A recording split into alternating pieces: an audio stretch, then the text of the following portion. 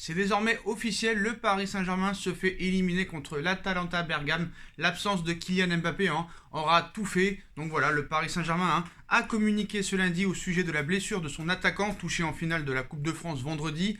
Donc selon ce diagnostic, son forfait contre l'Atalanta en quart de finale de la C1 le 12 août est très probable. Donc 3 jours après sa blessure, lors de la finale de Coupe de France face à l'AS Saint-Etienne, Kylian Mbappé a passé des examens complémentaires ce lundi, notamment une IRM selon un communiqué publié par le Paris Saint-Germain. Le bilan d'imagerie réalisé confirme une entorse de la cheville avec lésion ligamentaire externe. Donc forfait, vous savez, contre l'Olympique Lyonnais, et très probablement contre l'Atalanta en C1. Suite à ce traumatisme, le délai de reprise est d'environ 3 semaines, conclut le club. Selon ce diagnostic qui affine les prévisions initiales, l'attaquant international français de 21 ans sera donc forfait pour la finale de la Coupe de la Ligue vendredi face à Lyon et surtout sa participation au quart de finale de Ligue des Champions contre Bergame le 12 août, soit dans 16 jours, serait plus que compromise. Il pourrait en revanche être rétabli pour la demi-finale prévue le 18 ou 19 août si le PSG venait abattre bien sûr l'Atalanta. Angel Di Maria sera lui suspendu pour le quart de finale contre l'Atalanta Bergame. Donc pas de Kylian Mbappé, pas de Angel Di Maria. Le Paris Saint-Germain donc n'a aucune chance contre l'Atalanta Bergame. Comme le Paris Saint-Germain n'avait aucune chance contre le Real Madrid le 10 septembre dernier, sans Neymar, sans Cavani et sans Kylian Mbappé. Pourtant, le Paris Saint-Germain a explosé le Real Madrid. Certes, c'était pas un grand Real Madrid, mais le Paris Saint-Germain a éclaté le Real Madrid 3-0, sans Neymar, sans Mbappé, sans Cavani. 222 millions, plus 180 millions d'euros, plus 64 millions d'euros. Je vous laisse faire un petit peu le calcul. Pareil contre le Borussia Dortmund, Kylian Mbappé était forfait au match retour, quoique il est rentré à une demi-heure de la fin, mais le Paris Saint-Germain quand même s'en est sorti 2-0. Donc ça prouve bien que le forfait de Kylian Mbappé et de Angel Di Maria prouve que le Paris Saint-Germain n'a aucune chance de gagner contre l'Atalanta Bergame. En plus de ça, le Paris Saint-Germain va jouer aussi contre l'Olympique Lyonnais vendredi. Il est possible aussi qu'il y ait encore quelques blessures parce que ça colle à la peau du Paris Saint-Germain depuis maintenant 1 an ou 2. Les blessures s'accumulent, donc c'est possible encore que vendredi Neymar soit blessé, peut-être que Verratti soit blessé. Voilà. Donc à un moment donné, il faut faire un petit peu de l'histoire. Voilà, j'ai reçu une dizaine de messages. Ça y est, Sacha, c'est mort. On passera pas. Di Maria forfait. Kylian Mbappé forfait. Donc déjà, il faut faire un petit peu de l'histoire. On l'a déjà fait là contre le Real, dont il était absent avec Neymar et Angel Di Maria. Pareil contre le Borussia Dortmund. Ce qu'il faut savoir, c'est que est-ce un mal pour un bien ou est-ce un bien pour un mal? Chacun se fera sa réflexion. En tout cas, si tu es un vrai connaisseur du football, que Kylian Mbappé soit là ou pas, bon, contre l'Atalanta Bergame, ça peut changer des choses, mais c'est sûr que ça peut être des choses bonnes.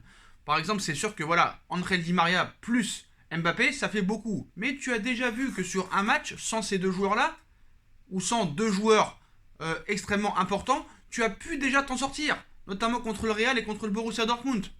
Pareil que contre Marseille, Neymar n'était pas là, tu leur as mis 4-0. C'est sûr qu'il ne faut pas comparer Marseille à l'Atalanta Bergame. Mais là, c'est sur un match. Donc, logiquement, qu'est-ce qui va se passer? Quel compo on aura offensivement? Si jamais il n'y a pas de blessure d'ici là contre l'Olympique Lyonnais et contre le FC Sochaux-Montbéliard, contre qui on jouera en amical le 5 août. Bah, ce qui va se passer, c'est simple. Nous allons avoir Icardi devant, avec notamment Sarabia en faux numéro 9 un petit peu, ainsi que Neymar et Julian Draxler. C'est ce qui va se passer réellement. On va pas se mentir. Vu que Di Maria et Sarabia est forfait. Donc Julian Draxler devrait être titulaire normalement contre l'Olympique Lyonnais. Donc c'est sûr que voilà, franchement, ça peut être handicapant. Mais honnêtement, tu devrais avoir plus de repli défensif parce que ce qu'il faut savoir, c'est que quand Mbappé et Neymar jouent, bah les deux jouent pour leurs pommes. Ça, il faut dire la vérité. C'est sûr que bon, ça peut être un peu handicapant de ne pas avoir Kylian Mbappé. Mais le Paris Saint-Germain a déjà prouvé que quand il y avait des absents, notamment contre le Real, notamment contre le Borussia Dortmund, notamment contre Manchester United, il y a 1 an et demi, faut pas l'oublier, contre United à l'aller, oui, tu gagnes 2-0 sans Cavani et sans Neymar. Oui, en mars dernier, tout le monde disait que c'était mort. Cavani s'était claqué sur un penalty, alors que Cavani était en pleine bourre. Neymar s'était blessé 1 ou 2 semaines avant. On a dit c'est mort, à Old Trafford on va sombrer. Et bah c'est au match retour que t'as sombré, alors que c'était eux qui avaient 10 absents. Voilà. Donc à un moment donné, il faut faire un petit peu, il faut un petit peu penser large, essayer de faire de la contre-histoire, essayer de un petit peu regarder ce qui se passe, ce qui s'est passé dans le passé, et voilà, ne pas tout mettre sur un joueur ou deux. C'est vrai que ces joueurs-là sont importants. On va pas dire le contraire. Il y a eu beaucoup de blessés. Kerrer devrait revenir. Il faudra pas se tromper aussi en défense centrale. Moi, j'ai bien peur qu'ils nous mettent Kipembe avec Thiago Silva en défense et nous mettent Marquinhos au milieu de terrain. C'est ce qui peut se passer avec lui. J'espère que Kerrer reviendra parce qu'avec Dagba, c'est une catastrophe à droite. À gauche, Bernat, on ne sait pas si il sera prêt parce qu'il va reprendre l'entraînement dans quelques jours. Donc, est-ce que Lyon et Sochaux sera suffisant pour lui? Donc voilà, donc c'est sûr qu'on peut être inquiet, mais ça peut être positif dans la tête des Paris Saint-Germain niveau mental. Voilà, on va avoir une équipe encore plus soudée. Quand il y a deux hommes forts comme Di Maria et Mbappé qui ne sont pas là, mentalement ça peut que te rendre plus fort. Après, on espère et on croise les doigts que contre Lyon, il n'y ait pas de blessés. Après, je pense que l'Olympique Lyonnais n'aura pas un jeu aussi dur que l'AS Saint-Etienne, vu que eux aussi ils ont des échéances très importantes, notamment plus tôt que nous, en plus parce que eux ils jouent le 7 août contre la Juventus de Turin, où ils sont en ballottage favorable. Donc voilà, ça va jouer au milieu de terrain, ça va jouer en défense. Et offensivement, si tu as du Neymar, Icardi, Sarabia, Draxler, tu peux quand même rivaliser avec l'Atalanta Bergame sur un seul match, terrain neutre à huis clos. Voilà. Et au lieu d'insulter après le débris, parce que tout le monde a insulté, oui, Mbappé a rien, Mbappé a rien, il en aura que pour 2 semaines. Donc déjà, admettons qu'il en aurait eu que pour 2 semaines, bah ça aurait été trop tôt pour revenir contre l'Atalanta, vu que 2 semaines, c'est 2 semaines d'arrêt, plus la reprise, machin. Et là, c'est marrant parce que le Paris Saint-Germain et l'équipe nous expliquent que Mbappé sera forfait 3 semaines, mais ils te disent pas encore qu'il est forfait officiellement. C'est ça qui est assez marrant. Donc, ce qu'il faut savoir, c'est que s'il est forfait pendant 3 semaines, c'est 3 semaines d'arrêt. Donc, le temps qu'il reprenne, t'auras pas le temps de reprendre contre l'Atalanta Bergame. Donc, Kylian Mbappé est bien forfait contre l'Atalanta Bergame, ainsi que Di Maria, qui sera suspendu. Donc, moi, je pense que ça peut être un bien pour un mal sur un seul match. Tu vas encore prouver, comme face au Real Madrid, 3 buts à 0 sans Neymar, Cavani, Mbappé, comme contre le Borussia Dortmund au match retour, que quand il rentre, il y a 2-0. Tu peux prouver avec des Sarabia qui sont tout aussi efficaces devant et qui ont déjà prouvé qu'ils étaient présents. Sarabia, à chaque fois qu'il a joué, il a été présent, soit il a marqué, soit il était buteur décisif. Et en deuxième mi-temps, contre la Saint-Etienne, il n'y a que lui qui a tenté des frappes. Neymar, s'il n'est pas blessé, Icardi, si on lui donne des caviars, Sarabia, lui, jouera plus pour le groupe que Mbappé sur un seul match.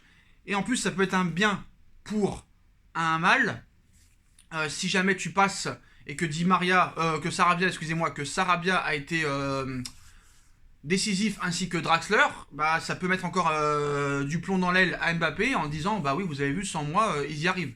Donc à un moment donné je pense que ça peut ressouder l'équipe, peut-être que le Bergame aussi va avoir moins d'informations sur le niveau de jeu du Paris Saint-Germain parce que c'est sûr que quand t'as pas Mbappé et Di Maria, bah le jeu du Paris Saint-Germain, que Tourelle le veuille ou non, va changer avec un Draxler et un Sarabia en plus. Donc voilà les postos, donc c'était l'information principale. Kylian Mbappé sera forfait, mais ça on le savait déjà depuis vendredi contre l'Atalanta Bergame. Dites-moi en commentaire ce que vous en pensez. Est-ce que pour vous ça peut être un mal pour un bien ou c'est une catastrophe? Dites-moi clairement en commentaire ce que vous en pensez. Puis je compte sur vous pour bombarder la barre de like. On like, on partage, on commente, on s'abonne, on active la petite cloche pour être tenu au courant des vidéos qui vont sortir. On me rejoint sur mes différents réseaux sociaux ainsi que sur Utip, ainsi que sur ma deuxième chaîne YouTube No Feeling qui sera en bas en lien en description. Voilà les postos. Je vous souhaite à tous une bonne continuation. Prenez soin de vous et allez Paris. Tchuss.